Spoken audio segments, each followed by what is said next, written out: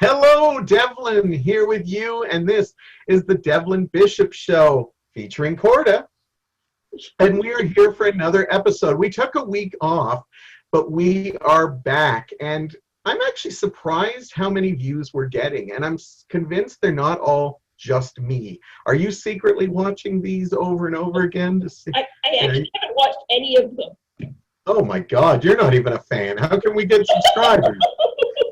No, she enjoys doing it. In fact, I think I'm going to go on a limb here and say you actually were a little disappointed that we didn't do one last week. A little bit.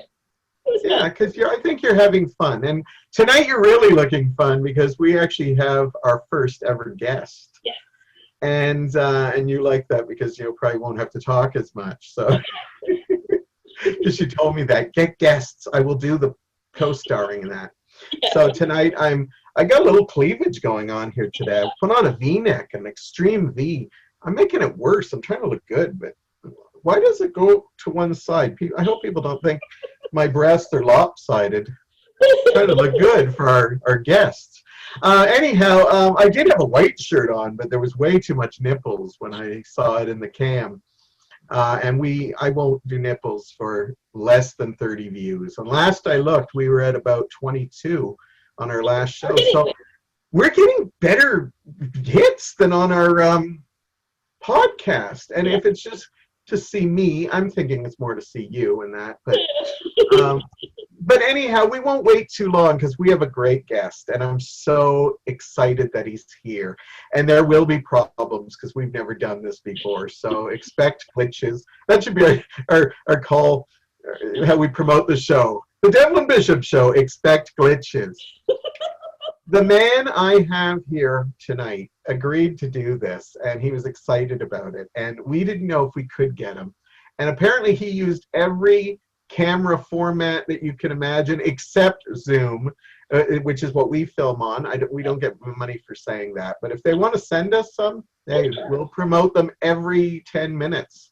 But anyhow, the reason I wanted this guy to be our first guest is because when I did my podcast way back in the early days, this man actually heard it and said, please, Devlin, I need to be your first guest on the podcast. And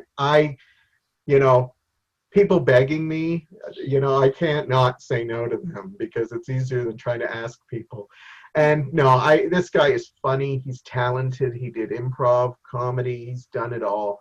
And he's been on many of my old podcasts. Please go find them because we always have a good time. And so Heather Corda is going to be bringing him in right now, but I'm talking about the wonderful, wonderful Doug Millar. And he is, I heard him. He's coming in. Okay. That's his name. You down. Hey, no. Oh, the fun of not so live cam streams. So I just told him how awesome and handsome and beautiful you were and how you begged me to be on my podcast. And so we had to have you on as our first guest. Well, the handsome part is a bit of a stretch, but I did beg to be on that first show. That is the truth. Yeah, and I wanted to work with you all the time. Like when I saw you in productions you did with your comedy troupe that you worked with, right. I just said I really enjoy this man. And I want to work with him in any possible way. So when you actually came to me and said, I want to be on your podcast, I was like, yeah, that's a no-brainer. And then we wound up talking.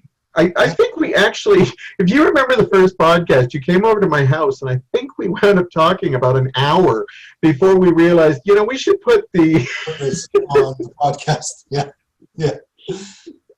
Well, I think I stepped into your place and was just overwhelmed with all of the memorabilia and shows, like so many DVDs to choose from of like a myriad of shows from the golden age. Like it was like being in Candyland. It's like, I'd watch an episode of that. I'd watch some of that. So yeah, it was It was pretty. I was very excited. I was very ramped up to be there. And you came and did a couple of podcasts. I know you did a Christmas one, and Yes. we've always had fun. And hopefully, with this new format, we get you on a little more because this is perfect. We could tape this pretty much any time. And Let's Now, take what it do you- on the road.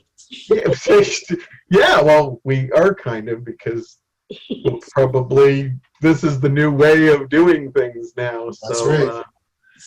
Maybe we can do a production of Shakespeare or something where we're all in screens, but we read Let's the do part. Annie, Get Your Gun instead. Can we do Yeah, that? Can we do I love Oklahoma? that. I've only saw that movie recently, so I get that term. Oh, yeah. I do. And before we get to talking about our first topic, you mentioned you don't think you're handsome. I think you are, but I've been sitting here. I haven't seen you in a long while, and you actually, it just clicked when you popped on when you were playing with your toys.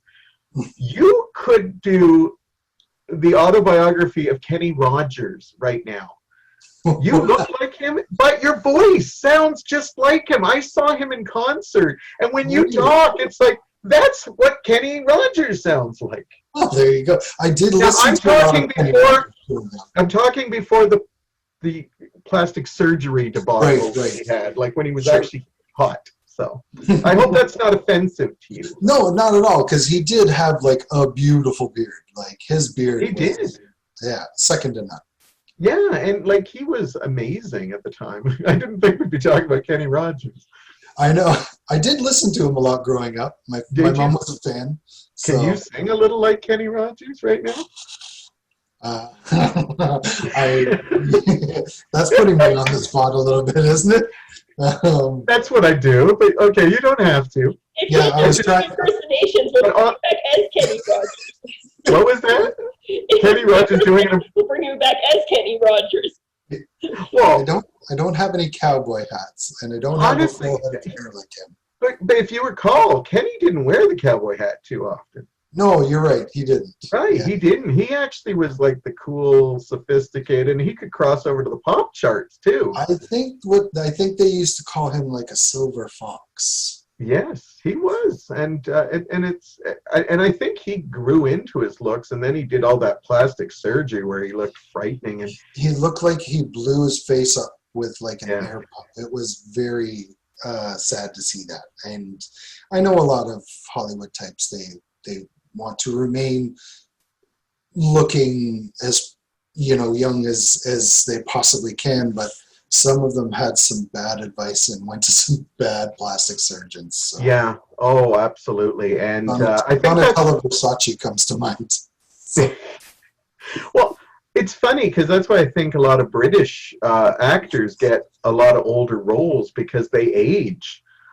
Because you can't do a period piece and have somebody looking like, like I had just had work done, like that's what I always loved about when I watched.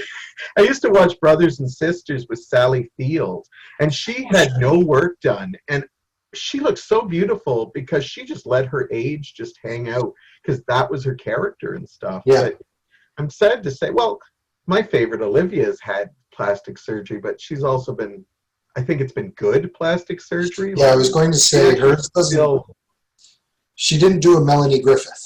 You know what I mean? No. Sorry, Melanie. no, yeah. I wish Melanie Griffith was like watching and stuff. So. She is. I tweeted to her just before we started. So. Sweet. So anyhow, let's get to our first topic because you and I could be on a tangent for everywhere. Yeah, for hours. We'll just And honestly, bouncing around. and absolutely honestly, if Kenny Rogers didn't die this year, I would have told people it was Kenny Rogers just to get some views. But You picked a fine But I'm time sure- to leave me, Lucille. I love it. 400 children. I remember, I think the line is 4 hungry children, but when I was a kid, I used to sing 400 children and a crop in the In field. the field. Yep. Stop screwing and take care of your field. 400. He was a busy man in Oh, no. Well, he was the silver fox, I can't believe we're still talking about. I know you're supposed to have. You I know, did but try to that's what I love. segue. That's what I love about this. I have to bring Kenny up again because do you remember his song "Coward of the County"? Sure, of course. Remember that playing on the radio, and then when you got older, you realized, AOC. oh, I think I figured out what they did to his girlfriend, and it was like, oh my god, I was singing that as a kid, and like, Yeah, I had no idea. yeah, I know. Yeah. Anyhow, I'll have to do a whole Kenny Rogers special apparently. Now you'll have to.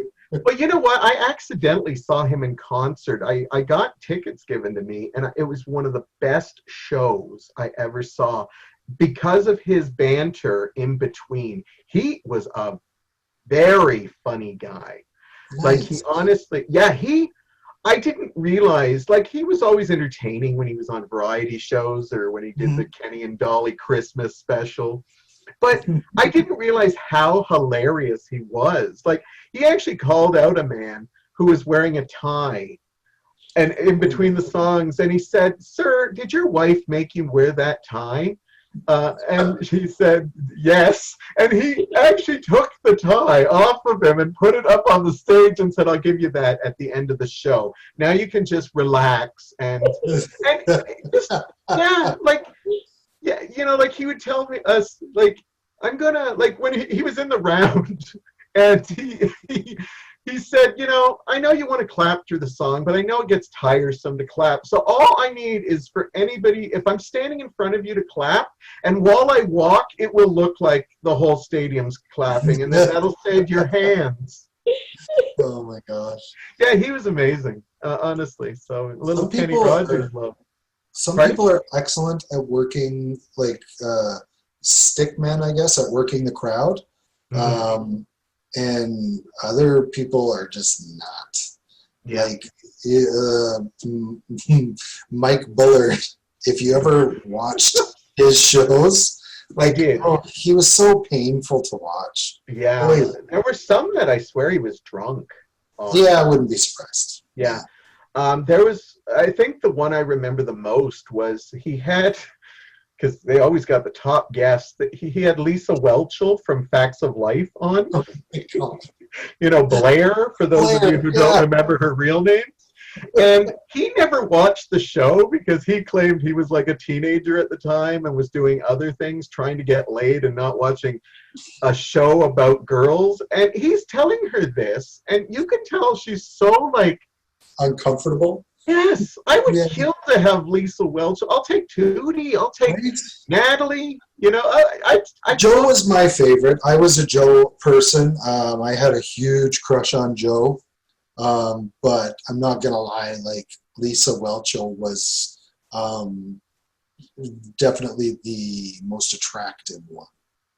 If you want to go, you know, that blonde, curly hair. I'm sure a lot of boys spent many an afternoon alone in their bathrooms thinking of Lisa Whelchel. Oh, I'm sure Joe when she came on too, because she actually was pretty solid acting. Where a lot like Blair seemed okay, but the one with Mindy Cohn was fairly, like, the first couple seasons she was on, you could tell she was, like, when she'd make a joke, she'd almost like laugh, like. Yeah, like she didn't know how else to react, and that became her character. And it really and like did. they all got, pardon? Yeah, like it really did. Yeah, and like, you know, Kim Fields, Tootie, she was just a kid when she started, but she grew into yeah. Boy, Kenny Rogers, Facts of Life, we do it all here. That's right. And that's why we have to have you on so much, because we don't even get to the main topics. Our topic was 80s TV icons and song icons? Was that the topic? So basically, I guess the big news right now is we all live in Ontario, and a lot of places have gone back to the red zone, which means that we've closed a couple of things again. Although I think this red zone hasn't closed down as much, but they are once again kind of. And it's ridiculous. The numbers are so high. In fact, they were higher than when they closed the first time. What are your thoughts on getting back to the red zone when we were hoping to be out of it by this point? I know. I kind of had suspected that with the colder months coming and people starting to populate the malls a little bit more, because, I mean, now we haven't gotten that close to Christmas yet, but I had thought the more people begin to shop for the holidays and stuff, the higher we will see spikes. So they have reinstated some restrictions, but they haven't. I think they're a little more lax than they were last time. So Yeah. far. And what scares me is I think it's mostly, I don't want to become Mr. Conspiracy Theory. It's the but 5G networks. I think what's happening is they're actually considering the economy more than people right now. Pardon me. Live TV here. I just muted the ringer on that one. No problem. Sorry about that. I was getting a booty call that we're interrupting. It was my bat phone. Thank you. I thought it was Joe from The Facts of Life hearing the wonderful compliments about your afternoons with her. It was Mike Bullard calling to cuss me out. Okay, him I could imagine is watching this, because what else is he doing? Yeah, he's actually back on the radio. Anyway, we're switching again. Back to our topic. Yes. I do agree with you that I believe that they are considering the economy a little more than they did when we first went into quarantine.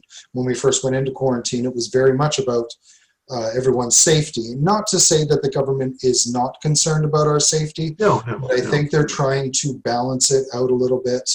And in their defense, we've never dealt with anything like this before, so there's going to be hit and miss trying things, you know. It's a learning curve, and people are very quick to blame our government, whether you voted for Fordzy or if you voted for Trudeau or if you voted for neither. Someone's always complaining on some side of the fence that someone's not doing their job, you know. Well, you're never going to have a case where everybody's going to be in agreement. No. I mean, I was never a big fan of Doug Ford, but I thought he handled it very well in the beginning, you know. Yeah, I would agree with you on that. Absolutely. Like, he stepped up a little bit better than what he had been doing beforehand and stuff. He surprised me. He stepped up better than I expected he would. Well, compared to how they were dealing with it in the States. And we got to give Canada some kudos for at least handling it. Yeah. But so we don't. How has it been for you during like this time? Like, you're a father, and have you been able to work throughout the whole months that we were closed down? And when we were closed, I was lucky enough to be able to work from home. So I still maintained that, which was nice. The nice thing, and it was a blessing and a curse, right? Because you want to, like, I mean, for a lot of people, they were out of work and they had no source of income. And my heart goes out to a lot of people that struggled during those first, 3-4 months, but it gave me a lot of time to spend with my guys, my two boys. We were over in, we live very close to their school, so we were over in the school parking lot, riding around on bicycles, riding around on scooters, and it was virtually a ghost town, right? Everywhere you went, it was a ghost town. Yeah, I remember when it first started, it was bizarre. Yeah. Like, I remember I'd go out like twice a week. Yeah. And I'd go to do my big groceries with Mike, and then I would maybe go to the dollar store, one week to go to the Giant Tiger, just to get little things we needed. Yeah. But I remember those first couple of weeks, it was like you were in like a zombie movie or something, where it was all bizarre. Yeah, it was peaceful too, which was really was. I'll tell you what, going out for a drive, we went out for a drive a handful of times. Rebecca and I would go out for drives, and that first like month, 2 months, COVID driving was very relaxing. Like, I haven't. You drive now and you're back on the roads, and you know people are honk and smashing their horns and cussing you out. But we would go out 7, 8 o'clock at night, be like, okay, boys, we're just going for a car ride. We're going to get a Tim Hortons. And we would go out for an hour drive and drive around and it was like, everybody was like, nobody was speeding up so that you couldn't pass them. People were like, oh, you want to pass me? Go ahead. No problem. You know what I mean? People were so courteous. I think there's a lot of, like, when I think about it, I'm so happy I started therapy last year. Sure. Because if I did not have therapy, I would have been a mess through this. Yeah, absolutely. Yeah, and Mike and I both said that. Like, he agrees. I wouldn't have handled this well. But luckily I did, and there was so much good and bad to it. Like, I missed hanging out with friends, but at the same time we found new ways to be creative, or we use Zoom or stuff like that, and there was so much positive stuff. And then when it was getting increasing again, it got scary because I knew we were going to hit another wave. Yes. Being in retail, you really see it, because at the beginning it was like I was out of work for a couple of months. Sure. And then when they called me back, it was just kind of scary how some people were still walking around like nothing had changed. Yeah, like everything. And other people were like, you know, they got the masks, almost hazmat suits, and other people are just like, you know, well, why is this happening? It's like, because there's a bloody pandemic going on. Yeah. Honestly, I have so much respect for the people that work in the retail industry, grocery stores, Tim Hortons, like people who had to work through it. Not just the first line, like the first responders, like the nurses and doctors and things of that nature, but like the people who are out there making sure that you can buy the food that you need so that you and your, you know, family, partner, loved ones can eat still. Yeah. You know, so that you can survive. You know, like I have so much respect. And I remember thanking them and telling them to stay safe, because I couldn't even imagine it. And then when I was called in, I'm not at an essential workplace, but when I got called in, it was a little scary at first. I had a lot of anxiety, and I still have moments of anxiety when you see people like not wearing their masks right, or just acting like, you know, why are you doing that? And it's like, because there's a major pandemic going on. Yeah. The weirdest one I ever had was on Senior's Day. That's the day that we shouldn't really have, because it actually promotes seniors to go out. Right. Hey, and let's you know be a super spreader. Right. But at one moment I was getting this older man change, and he said, oh, you don't look very happy, which is funny because I got a full mask on and a face shield. And he said, and he goes, I'll cheer you up. I'm going to play the harmonica for you. And he literally takes his mask off, plays a harmonica at me. I give him his change, and he goes, what did you think of that? And I go, I think you just spit all over me. Yeah. And I cannot believe that happened to me in a pandemic. Like, one of the worst instruments to play for someone. Like, you might as well crank out a tuba or let me just empty my spit valve. You know, and I had another woman who watched it, and she said, I can't believe that just happened. And I go, I know. I feel like I'm on a skit show. Like, you know, is Alan Funt the third? I don't know what they're on now. Coming out for a new candid camera? I didn't know. Where are those French guys from Just for Laughs? Oh, jeez. Oh, my God. How have you managed to stay sane through it? Or have you? Well, I've always been teetering on the edge. But I think that goes part and parcel with being a sketch comedian, comedy writer, or at least I was that's just going to say. I But think anybody who goes in that line of work has to have some kind of mental issues. yeah, I'm not Yeah, a I've never met one that I would say has any kind of, and I love a bump lot of yourself those into that people, group. and I'm in that group too. So, and Yeah. I admit my mental problems. So, Well, I mean, I still love you if you're a you're listening. comedian as well, right? Like you're a comedian. You're an improvisational comedian. You're like you write, like you do you do everything as well as anybody else. So Yeah, you're and part of the I've club. now, I've now considered that I guess I've always been an improv person all my life because everybody's doing improv every day of their lives. I never really thought about that, but you did it where people would come and pay to watch it. Yes, I did. Yes, So I did. Yes. therein lies the difference, right? And I knew I was Everybody mentally improvises. Yeah. imbalanced. I knew I was mentally imbalanced, and all my heroes that were comedians, like Robin Williams, I knew they had their issues. Oh, sure. So I'm in good company. Yeah. Yeah. And I'm sure you have your demons too. Oh, yeah. We've all got demons. I've worked through some. I'm still working through some. But you asked what I did to keep myself sane. Dungeons and Dragons. Yes.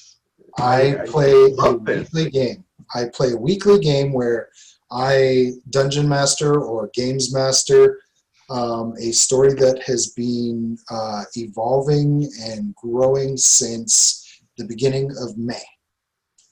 And I do it with my two boys, my brother and his youngest son, and Tyler, who you know from back in our comedy days. Absolutely. He and I are still extremely close friends, and he and his daughter join in as well. So we all play through Discord, much like Zoom, where it's a bunch of little windows, and I create scenarios or possibilities, and it's kind of like a theater of the mind, but like a which way book. Like you read to the end of this page, and then you can go to page 42 or skip to page 104. And so, yeah, we've been doing that. We play for 2.5, 3 hours every Friday night. Nice. They are really enjoying themselves, and they make me laugh, and they frustrate me with some of their choices. And I love them for just being up for it every Friday night. They're always there, except for maybe from my boys a little bit here and there, because Dad can be a bit much. Everybody is like really, really amped to play every Friday night. That's awesome. Yeah.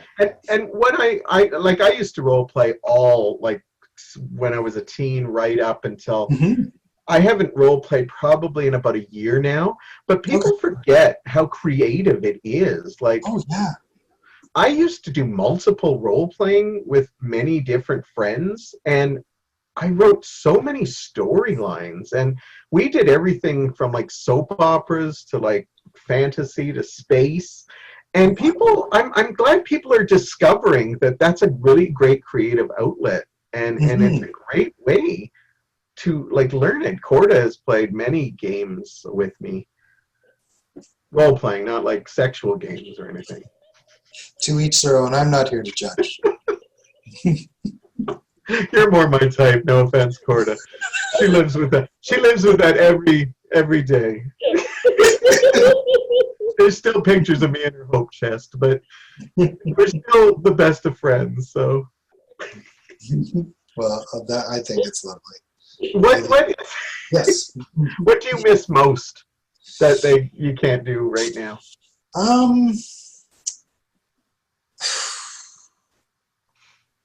I really enjoy theme parks like Canada's Wonderland or Walt Disney World or Cedar Point in Ohio. So I really miss going to amusement parks. But I think what I really miss is karaoke. Oh, with yeah. like a large group of we didn't go all the time, but once every month or a couple of months we would go and we would meet with a few friends, and it's a bar full of people, and you get some people up there that, like just blow you away, and you get other people up there that are trying their hearts out, so you appreciate them for having, the courage to put themselves on display like that. Whether you're good, bad, or otherwise, I think it takes a lot of courage to get up on stage. And Absolutely. yeah, the social aspect of hanging out with some good friends while singing some fun songs and watching them perform, and you get to perform. And I didn't know you were a karaoke fan. I mean, I'm not. I'm a fair weather fan. Yeah. I'm not like a diehard. I've got to get my karaoke fix like all the time, but Yeah, but it's I fun really every enjoy it. I like watching people perform. I like performing, and it's been a while since I've been kind of doing my own thing and performing on stage. So it was one of the things. What's that? We missed that too. Yeah. I miss performing on stage, to be sure. But I haven't performed on stage in quite some time. Part of it is the commitment to rehearsals. Part of it is depending on, not that I wrote Comedy Gold or anything like that, but I do miss doing my own stuff. I would prefer to be doing my own stuff, I think, if I were on stage somewhere. Speaking of which, I was extremely sad, as I'm sure you were, to hear about the staircase. Yeah, absolutely. Ugh, Yeah. that gutted me. Well, pretty much I every understand. show I did was at the staircase. Yeah, And same here. The majority of stuff I did was there. And to be honest with you, when I go through my Facebook friends, I look at how many I probably would not have met. You were one of them. I met you through the staircase. I went to see your shows with your group, and and I can't believe how many people, that place changed my life, and it still does, because of the people I met there. Not only just people in passing that I can still say hey to if I pass them in the street, but people who will be in my life till the end, I'm pretty darn sure of. Yeah. It was very sad. I'm glad they're still going to keep the one side of it open just to keep the improv going. And I know they Elaine May, online stuff too. Yeah, the Elaine May Theater, they've got that still. And I know they do improv online, which is quite nice just to keep it going. So, which is sad, because last year I kind of stepped down for the teaching aspect of it and didn't realize that, wow, that was going to be the end of it and all that. So hopefully it'll resurface when this all goes, at least the improv part of it still, because I met some amazing people, and so many shows there, and just walking in and feeling I came home was so great in that. But when this all passes, you and I should go to a karaoke, and I'll be your Dolly Parton, and we could do Islands in the Stream or something. I think that sounds like a lot of fun. I think I would prefer to improvise with you, though. Honestly, if I'm being honest, I think I would prefer to go to an improv class, where you're playing as opposed to teaching. Nice. Well, you know what? Do you get any ideas? I would love to work with you. Just doing this is awesome. And I love, even though we don't, like you said, we don't see each other that often, but when we do, it just feels so right. How come we don't see each other so often and stuff? And hopefully we can. You never know. I would love to work with you. There are people that I believe that come into your life, and that for whatever reason, whenever you see them, it's like no time has passed. You can pick up right where you've left off. You could not have seen them for 5 years, and you could have been out of touch. You don't really know what's going on with their life. They don't know what's going on with your life. But the moment you see each other, it's a big hug. It's a hey, how are you? It's we don't miss a step. We don't miss a beat. Yeah, no. And whenever I see you, we've bumped into each other at like other shows. I know, when I think we saw each other at a Fringe show once. Actually, you were doing a Fringe show. I think it was possibly the Hamilton, maybe? Was it the Hamilton? No, I don't think I went to that. Did you do a show called like Not Another Musical or Oh, something? This Is Not a Musical, the musical. That's it. Yes. And you were either in rehearsals or something, because I did see the show and you were amazing in it. But I remember we bumped into each other in the line, and I like you said, warm hug, and just remember heart getting all warm, saying, "God, I love this man," And even if we don't see each other that regularly, it's just as soon as we get together, like, come on, we've talked about Kenny Rogers, Facts of Life, and they weren't even on our topics list. I know. And I love that. It's like we've never run out of material because we just find something else to talk about. We can riff just about anything. You know what? I think you're going to see people coming out with so many shows when this is all said and done. As I said, I couldn't wait around for it. That's why we did Mondo Nostalgia, because I'm like, I got to do something creative right now. I'm so happy you guys got your channel up and going. Like, you guys produce a lot of fun content. Like, and if Thank you. anybody who's watching now has not gone to check out Mondo Nostalgia's many different things that they're dropping, go look it up right now, because that's what you should do. Thank you for the plug. We love that. Well, that's what happens when you come on my show. I mean, your show. I mean, never mind. So let's do what we do best and talk some pop culture, because I definitely want to talk about some Sid and Marty Krofft shows. Now, we have talked about Hilarious House of Frightenstein. We've talked about Rankin and Bass.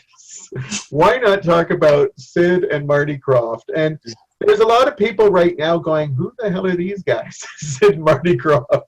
No, I wasn't talking about us, though there are people saying, who the hell are these guys? And the other half are talking about what an acid trip Sid and Marty Krofft were. Yeah, I've subjected her to a lot of it. I don't think was probably too young to remember the original.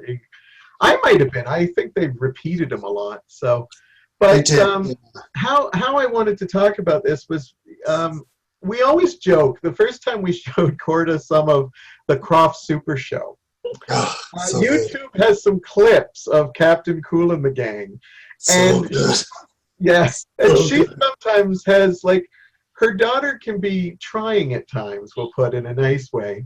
And I always tell her, you should do a Nashville on her at the end of every, if your daughter does something then just do a, And so we had to show her what Nashville was. So she got a kick out of it. And like, she now is one of the few people in the world who remember Nashville and so I decided, let's make a GIF. Sure. And I sent her a clip, and she made this awesome GIF, because now that's one of the things we do on Mondo Nostalgia. It all started because I wanted Count Devlin to have a GIF so I could throw him on pages. Nice. And when I did a screenshot of Nashville, I thought, I'm so proud of this. But I thought, okay, Mike and Corder, like who else would get this? And then I said, Doug Millar. Yeah. He told me he loved it, and he actually watched the shows. I did. And I sent it to you, and I told you got Nashville, and you actually said you were like one of the only people I know who would send me. I don't think anybody in my family, save maybe my brother, any of my close friends, colleagues that I work with, I can guarantee almost none of them would know what the Krofft Super Show was. Now, what did it mean to you? Because I think, it was on for two years and then maybe 3 years. Every time I look in history, because the Bay City Rollers kind of replaced them at some. That's right. Yeah, in the second and I want to say in they were 2.5 to almost 3 seasons, and then the Bay City Rollers had a season, and then it was kind of gone. And when the Bay City Rollers came in, I think the Bay City Rollers may have come in halfway through. No, I think they had 2 full seasons. Then maybe I don't know if they ever got a third, but I remember seeing the Bay City Rollers, and all of a sudden the setting was like they were in like a castle somewhat. Yeah. And Billy Hayes, who was a staple of Sid and Marty Krofft, was there. But yeah, it did not have the same charm. Like, I know that they were young and pretty, and they were very popular at the time. Yeah. I like their music. I won't lie. Oh, yeah. I still put their music on. I think it's so fun. It just wasn't the same show to me, though. No, and for those of you who don't know what the Krofft Super Show is, please, after you finish watching this, go look on YouTube for the little bit that they do have of them. Now, it basically, to give people an idea, and correct me if you think this is wrong, it was basically was it an hour or an hour and a half? I think at one, it could have been both. I think it was an hour because they had 3 vignettes. Right, they had three shorts, and then they had the vignettes in between as sort of the bumpers to fill in the gaps and introduce the shorts. Right, and I'll let you see how many of the bumpers, the vignette shows you can remember, because I know you remember them all pretty much. But Captain Cool and the Kongs were actually this fake group that they actually tried to make a real group. A real group? I believe they released an album, yeah. Right, and the first season they were kind of like space. They were glam rock. That's what they were, glam rock. Yes, and they had glitter. Right, looking like Bowie, looking like Sweet, And then the second year, they still had the glam, but they went to a 1950s leather look. Leather, and they had the bell leather Tuscadero kind of thing. Yeah. And which incarnation of Captain do you like the best? Oh, that's tough. Do you know which member they dropped after the first season? Oh, yes, there was 5, and then they went to 4, but his name was his name... It wasn't Flatbush, was it? Yes, it was. Yeah, it was Flatbush. They got rid of Flatbush, who was actually one of the more musically inclined people in the group. He was actually very well musically inclined. They got rid of him. I can't remember why. Yes. Actually went on. That guy became something. Michael Lembeck. Yeah. Not only became an actor who was on One Day at a Time and other shows, but he became a really big director. Yeah. I looked at his resume, and he's directed hit shows from Friends. Quite a bit. Yeah, I'm very surprised. Some of the Santa Claus movies too. Oh, I did not know that. Oh. Yeah, he's done some big screen stuff. Because he was, in my opinion, the least likable. He was going for a real Fonzie thing and missed the mark every time. Hey, well, you know what? I didn't think he was really cute until I actually saw him on the first season. He was on One Day at a Time when he had the beard. And I actually thought he was pretty funny, and then it took me a while to realize that's Captain Cool. Yeah. And then they had Super Chick. We've mentioned Nashville, and oh my God, the last one. Oh my Turkey. gosh. Turkey. Turkey from the Turkey. Sure. And so this was a rock group that would perform and tell really bad jokes in between these other little TV shows. Now, why don't you let them know what the TV shows were? Okay, so but I don't think you'll need it. Electro Woman and Dynagirl, which had Deidre Hall, Dr. Marlena Evans from Days of Our Lives. Absolutely. I loved Electro Woman and Dynagirl. I thought they were fantastic. All-woman superhero duo. They were awesome. They were so much fun. Pretty groundbreaking too. People always talk about, when are we going to get a woman superhero movie? And but back then they had 2 right there. It was kind of like Batman and Robin, but we had 2. Very much so. It was awesome. Although I don't know how nobody ever knew who they were because they didn't wear masks or anything. So really, ladies, you're just changing your clothes. So come on. But anyway, I digress. So there was also Bigfoot and Wild Boy, which love that one. every time Bigfoot jumped, it would go into like slow motion, and you would hear like this sort of $6 million man. You know, it was. I loved that. I always wondered if, because remember, $6 Million Man fought Bigfoot in a couple memorable episodes, and I always wondered if they got the idea of that. Because it would have been around the same time. It would have been around the same time, yeah. And $6 Million Man was huge. So huge. Yeah, people forget how big that show was. Oh yeah. I wanted the Steve Austin like 12-inch doll. Like you could look through his eyeball. Yeah. And it had like, it was like sort of like a telescope kind of thing, but not really. I wanted that doll too, and I got the Oscar Goldman doll. Oh, I wish I still had him. The best thing about the Oscar Goldman doll is he had the exploding briefcase. And you could literally, like, you know, make it blow up, and then you could see that it was, like, nice suitcase, and then when you open it up, it's all blown up inside. It was pretty clever.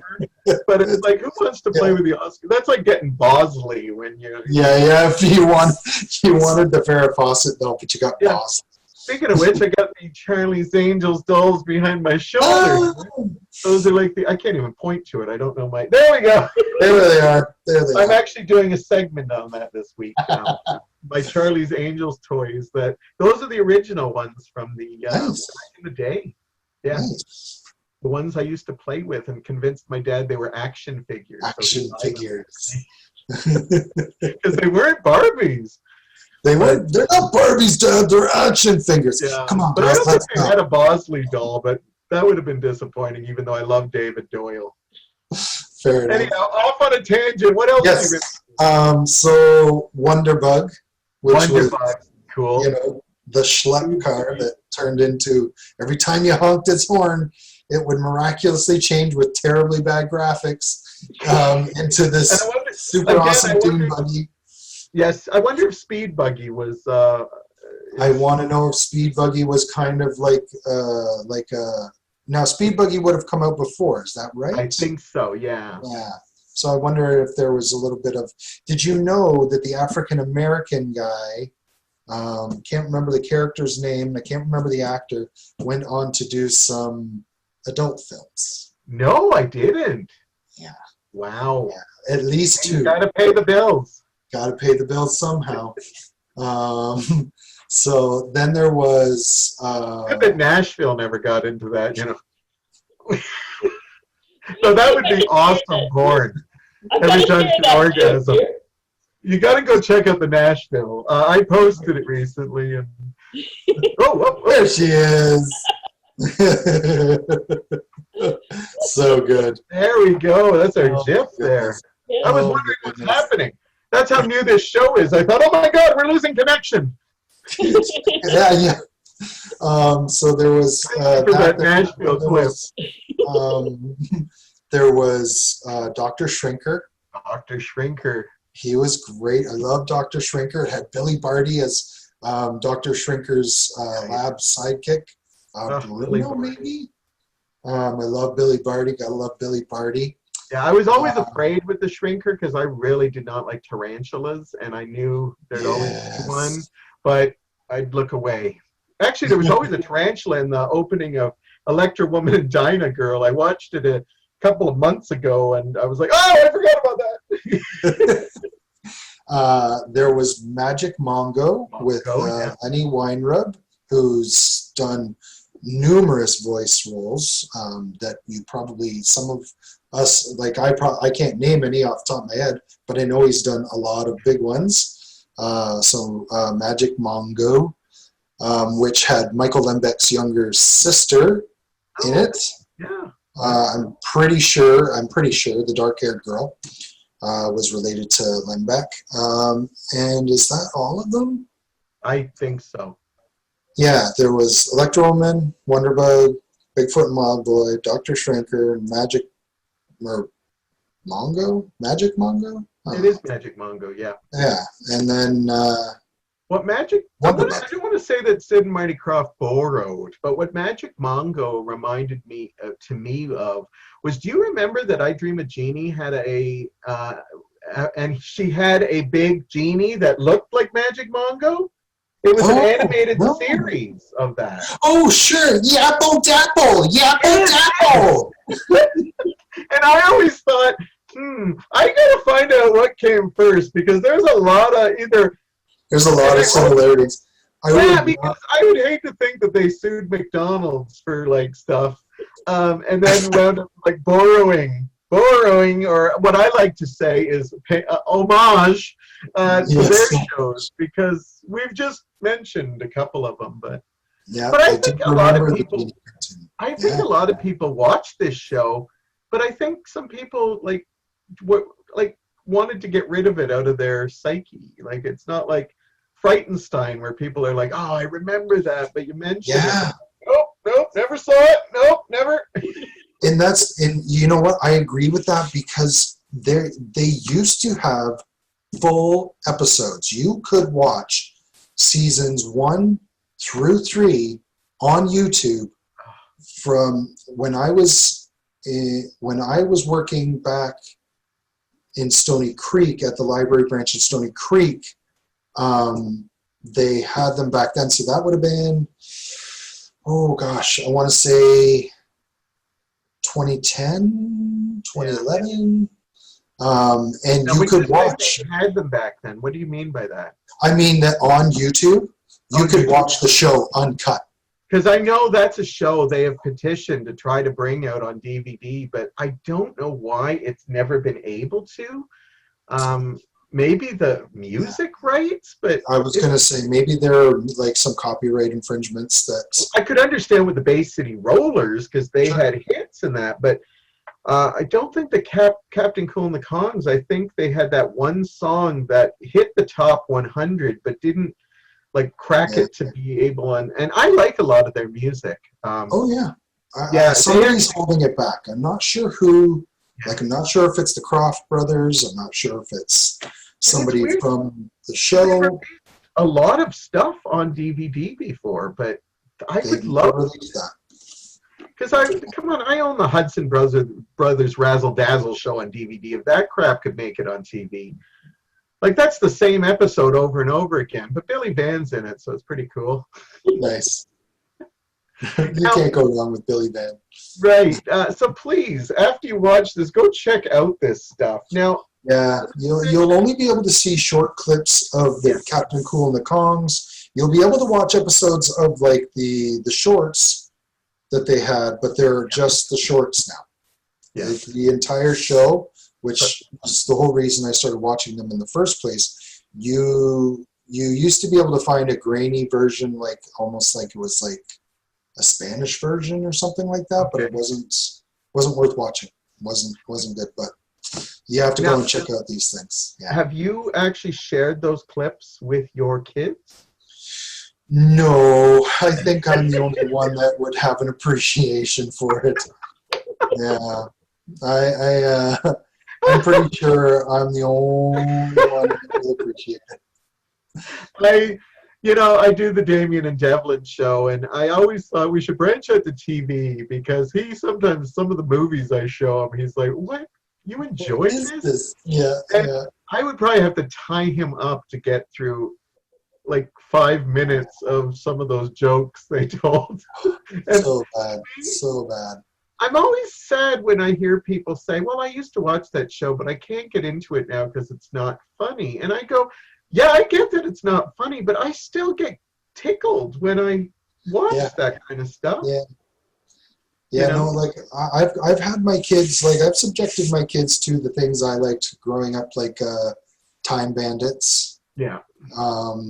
Which was, I loved that film growing up, and I have it on Blu-ray, and I had never opened it for whatever reason. I said tonight, like I think it was Father's Day, it was the pandemic still, and they were like, "We'll do whatever you want to do." I was like, "We're watching Time Bandits." Nice. They're like, "Oh, well, we can watch like Hotel Transylvania 3. I was like, "Nope, you said that we were watching a movie I wanted to watch, so we're watching Time Bandits." And how did that go? Stop with your animated, rehashing of Adam Sandler's vampire character for like the umpteenth time. Like, honest to goodness. I mean, don't get me wrong, I like Adam Sandler, but not so much the Hotel Transylvania. Yeah, I saw the first one. It was okay. Thought it was pretty It was good. enjoyable. Not enough to get me to watch the other two. So, Yeah, I kind of was forced to. how did they like Time Bandits? My younger one loved it. My oldest one got about 3/4 of the way through and was like, "Can I go play with my friends online now?" And I'm like, "Yeah, all right." It's like you sat through almost. That far into it, you think you'd want to see the ending. You think he would, right? You'd think you'd want to see it through, but he's a teenager now, so he's too cool for school and dad. But it's weird when you look at some of the older movies we watched and think we got through them, and some of them are like long. Yeah. Like Mary Poppins, the original, is a long movie. Long And movie. how the heck did I make it through that Bankers song? Mike can't get through that Bankers song. Bankers song. I always, when I want to annoy him, I just think, Toppins a bag. And he likes to cheat the effects in it, but when that Bankers song comes, it's like, can we fast forward this? But we got through stuff. Maybe we just didn't have that much entertainment to choose from. So when we're sitting in a theater, It was limited, right? Bang Bang makes sense suddenly. When your mom and dad spent quality, hard-earned money on going out as a family to see a movie, you better sit down and shut up and watch that movie, because there are no do-overs, there are no reruns. It's not like you can pop it. Eventually you could pop it in the VHS. Yeah, but back in you the were day, no. If you were in the movie, it wasn't like you had it on demand so you could binge it. You know what I mean? yeah, you watched 101 Dalmatians. You want to see that again? It's coming around in 7 years. That's right. That's right. So before we wrap up, let's hit you with some more Sid and Marty Krofft stuff that you said you may or may not have watched. But I just want to show you toys. So there we go. Oh, okay. So I think the granddaddy of Sid and Marty Krofft, which is amazing because I think there's only 17 episodes, but it became popular. Of course, I'm talking about this little guy here. HR stuff. I also got Witchy Poo. Oh, nice. This is one of the only ones. I take all my pops out of the box, except this one might be worth something. And Mike actually kind of stole it from a woman at a Comic-Con. And you're not I don't want ashamed anything to think that Mike's a bastard, but he saw that I loved it and it was really expensive and I couldn't justify paying for it. So he decided, perfect Christmas gift. So he went back, and when he went, there was a lady holding it, talking on the phone. And she was thinking about it, and then she put it down and left, and Mike picked it up and said, you know what? If she really wanted it, she couldn't get it. Put it down. Were you a fan of, did you like HR Puffin stuff? Oh my gosh. HR Puffin stuff. I own the box set. When it first came out, I wanted it. I had to have it. Me too. Did not realize it was as that it was like being in a drug-induced coma when rewatching it again. It is so out there. It's such a trip. I can't imagine not watching it high. I think that's probably the way it's intended to be watched. Absolutely. Well, Frightenstein used to be shown, I think we talked about this, used to be shown opposite Johnny Carson in California. Yep. And it got higher ratings than Johnny Carson because they think college kids were getting high and just loving it. And this show also has that feel.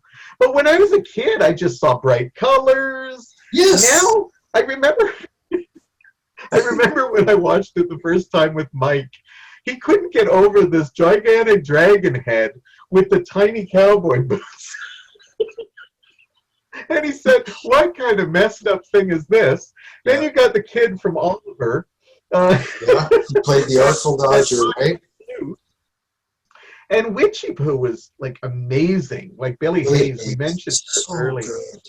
Yeah, she was awesome on that show. And I remember Johnny Depp wanted to do a live action H.R. Puffin stuff, and he wanted to play Witchy Poo. Ugh. I'm sorry, but H.R. Puffin stuff. I've seen that movie like 100 times. Like Johnny Depp and Tim Burton. Like come on, guys. Like let's flip it. Like let's mix it up a little bit, guys. Did you ever see the H.R. Puffin stuff movie they made with Mama Cass? And I don't know that I have. And I want to say it's on the show. I want to say it's on the box set, but I don't know that I have. I don't know if it is because I had to buy it separately. Oh. But it was an actual theatrical film. I believe they tried to redo it after the show. Oh. Because I know one of the Sid and Marty Krofft shows was actually a big hit, but there was a fire after the filming, and they lost a lot of sets and just decided to cancel it. I don't know if that was Puffin stuff or Sigmund and the Sea Monsters, but I know one of their shows, that's why the show got canceled. I think it was Puffin stuff. So here's another show that you might be familiar with. This was a very different one that they did. Land of the Lost. Oh, jeez. Yes, remember that? Of course, I do remember Land of the Lost. Yeah. Well, that one lasted 3 years, and was rewatching it. I remember being a kid worried that the Slee Stack would show up. Do you remember scared those? the crap out of me. Yeah. Let's see if I can find a picture of the Slee Stack and give people nightmares. It was a beautiful costume. Oh, yeah. I think it was the eyes. The eyes made that costume. And that hissing. Right? The hissing there. Can you see them? There they are. Whoa. And they would hibernate, and then they would start hissing when they woke up. And I remember watching a documentary saying they only had 3 costumes because they were so intricate. So they choose the same people all the time, but it was such a great costume in that. Yeah. It was like, I mean, I know they tried to, make like when they did the Will Ferrell movie and like make it a comedy thing and play it a little tongue in cheek, but I just don't feel like they did it justice, I avoided that movie like the plague, and then one day I bought it really cheap on DVD. And I knew it was going to play for comedy. I will be honest with you, Doug. I don't walk out of movies that much, but I could only get through about 40 minutes of that movie, and I never finished it. One of the few, and I've seen crappy movies that I'll see to the end, but I just, when I was seeing like the Chaka, the little ape man, trying to hump people's legs, I felt, why didn't they try to just make this serious with some comedy? Yeah, why didn't they try to just play it straight? You know what I mean? Well, they tried to remake it in the 90s, and I think it got a couple seasons. Land of the Lost lasted 3 seasons, and the thing that shocked me most about it was that it actually had writers from the original Star Trek for it. So there are actually some episodes that are actually pretty well written. Wow. But because it was they had like the puppets of the dinosaurs. But a great show. It's funny. One of the cast members on that show, we mentioned Days of Our Lives once, Wesley Ure, who was the young guy, Will, on that show. Okay, yeah.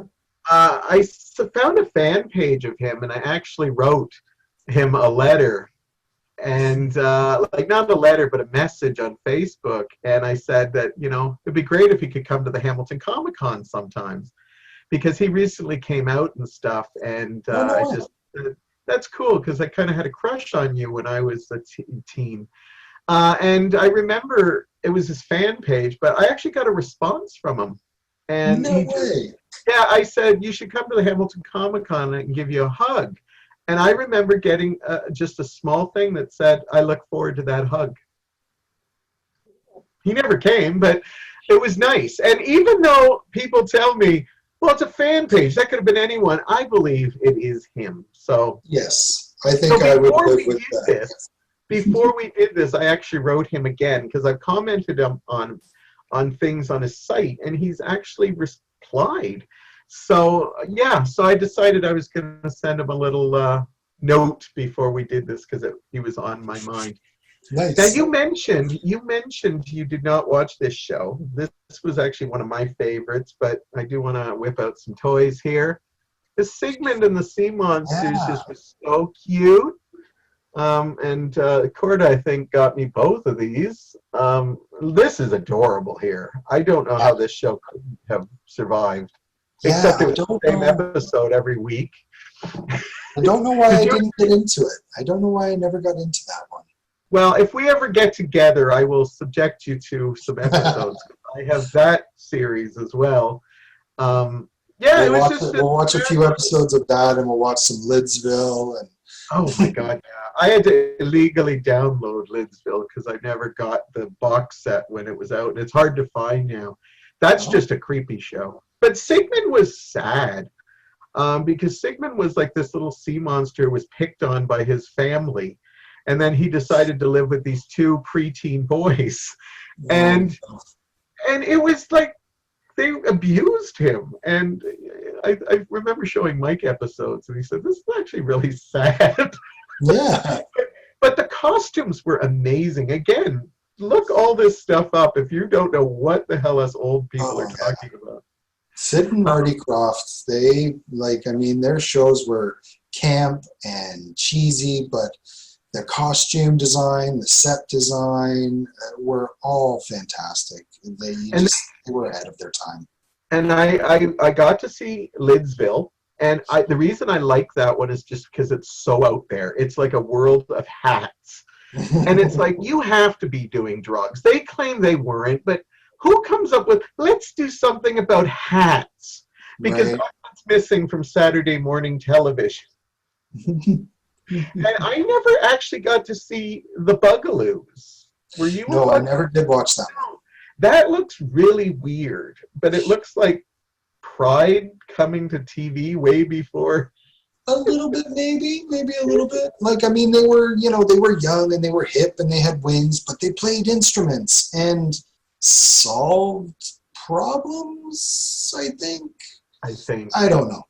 I've never watched a full episode. I'm part of a group on Facebook that when I joined it, the name of the group is like to try and get like the Super Show, something to do with getting the Super Show released on DVD. Yeah. But the majority of things that they post are Bugaloos, like pictures or clips or GIFs. They have a huge fan base, and I don't even remember that show airing. Nope, not at least not here. Or I may have. If it did, I was maybe on my Super Friends phase or Scooby Doo or something, and I was probably because normally I'd always go to that kind of thing. Yeah. Oh yeah. No. The only other thing I want to Sid and Marty Krofft, like the Krofft Super Show, HR Puffin stuff. Land of the Lost. I didn't watch Sigmund, and I didn't watch Lidsville, and I didn't watch the Bugaloos. But the others, forget about it. Every Saturday morning. If it was the one thing I do like about Lidsville was it had Charles Nelson Riley in it, and he was basically doing what became Charles Nelson Riley's shtick before he was doing it, like that whole and all that kind of stuff. Which, if you ever see him prior to Lidsville, he didn't do that as often. And even I think an interview said that he kind of got it. And Billy Hayes is on that show too. She plays a genie in that one, and a good character for a change. But she was in other things. Yeah, she was in Lidsville, HR Puffin stuff, and then the third season of the Krofft Super Show with the Bay City Rollers. That's true. Now, they also did some variety shows. I believe they were responsible for producing the Donnie and Marie show. But my personal favorite was they gave us 9 incredible episodes of the Brady Bunch Variety Hour. Yeah. Doug, have you watched any of these? I've been privy to some. I know that I watched them when I was younger in real time, the entire episodes, but I can't say that I recall a lot. And I've only seen, in my adulthood, I've only seen clips and stuff. I don't think I've watched a full episode again. Well, if you ever, we'll add that to our list because I do have, you know, Corda has people, and we got some illegal downloads or something.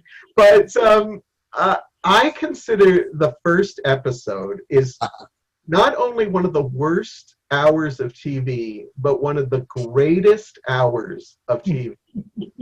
That the fact that anybody okayed this after seeing the first episode, where they decided, let's have a swimming pool and they will have these swimmers that will be like, and seeing a bunch of, like, a few of them were talented.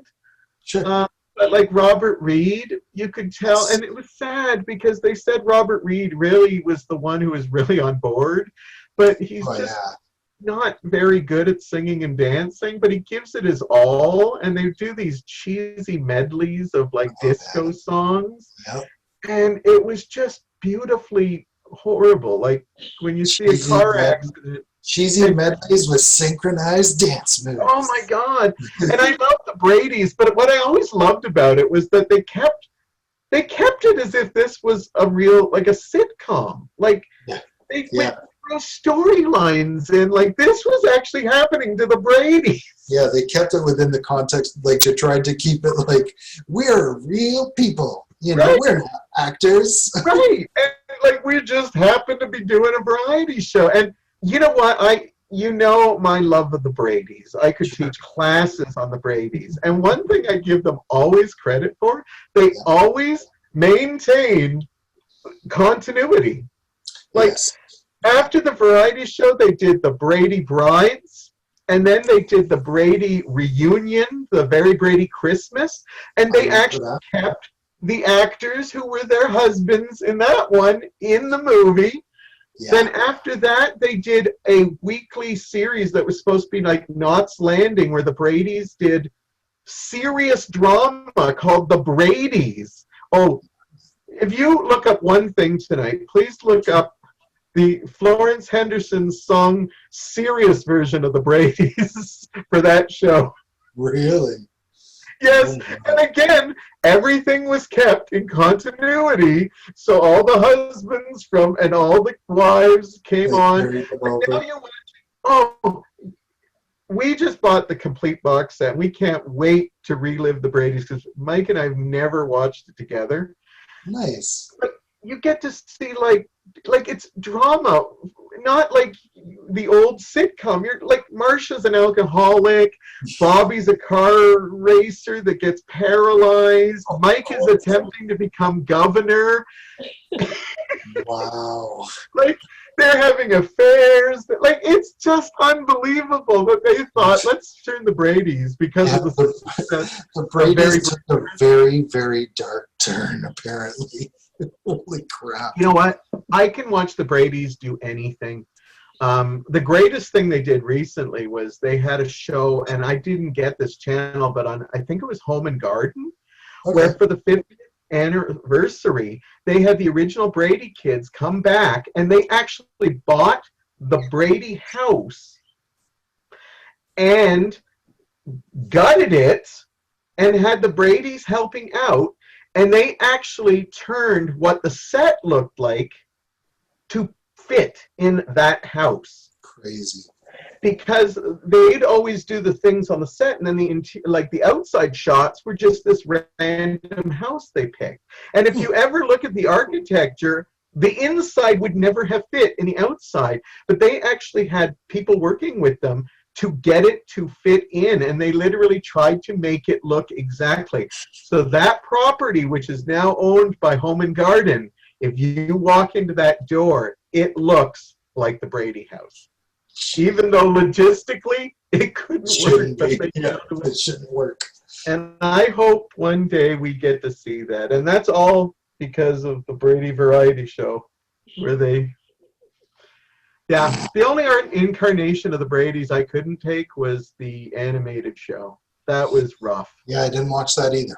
No. Yeah, Yeah, I own that, and I do not recommend it. They Yeah, had panda I bears and magic birds, and just wrong. Anyhow, Doug, we unfortunately have to wrap, but I have a feeling you and I could, and Corda watching us. horticulture. Thank you, horticulture, for coming on. That's her last name, horticulture. Horticulture. Horticulture, yeah. You should work on that as your website, your topless website that you want to start. You could call it horticulture. Doug, I am so happy you did this with me. I hope you had fun. I had so much fun. Thank you for having me on. It was a blast. Please come back, because obviously we still have about 4 million things to talk about in pop culture. I think that we could probably make our own running series if we really wanted to. Absolutely. But yeah, anytime you have time. We'll definitely, if not, we will definitely love to have you back. I would love to be. Yeah, this was so much fun. Well, we're going to wrap it up there because people have to go on YouTube and check all this crap we mentioned, and it's in our hearts, but most people won't be able to survive it. But please, if you do survive it, write in the comments and tell us, I want to see this show.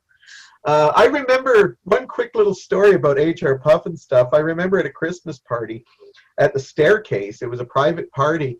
The lady who was running it at the time, Colette, told me to bring some stuff to show on the big screen just while they eat and stuff. Nice. And she popped in HR Puff and stuff. And I remember one of my good friends, I think you know him too, Marta Lass. Yes, I don't know him very well, but I've been introduced to him once or twice. Yes. When Witchy Poo and her the spider and the vulture came on, yes. I remember Mart, and he was not stoned or drinking. He was watching that thing, and I came and sat next to him, and he said, "Oh, I see you're watching HR Puff and stuff." And I remember him going, "This is the greatest show I have ever watched." And he just said, "I can't stop looking at that spider and vulture." It's an assault to the senses when you see it. And yep. so if you watch this after you come back, tell us that you like this, and that thank Devlin, Doug, and Corder for leading you down this starter drug of yes. Anyhow, Doug, I'm going to say goodbye, and you stay safe, and give love to your family for me, and yeah, we'll definitely have you back, and you think of some stuff we could talk about. All right, I'll do that. All right, thank you, Corda, for making this happen, and we didn't have that many glitches. We even got Nashville in there. Ooh, that's high tech. Wow. Yeah, we can put Nashville in anytime we want now. That's scary. Yeah. Thank you all for watching this, and we will be back again next week. And thank you, and good night.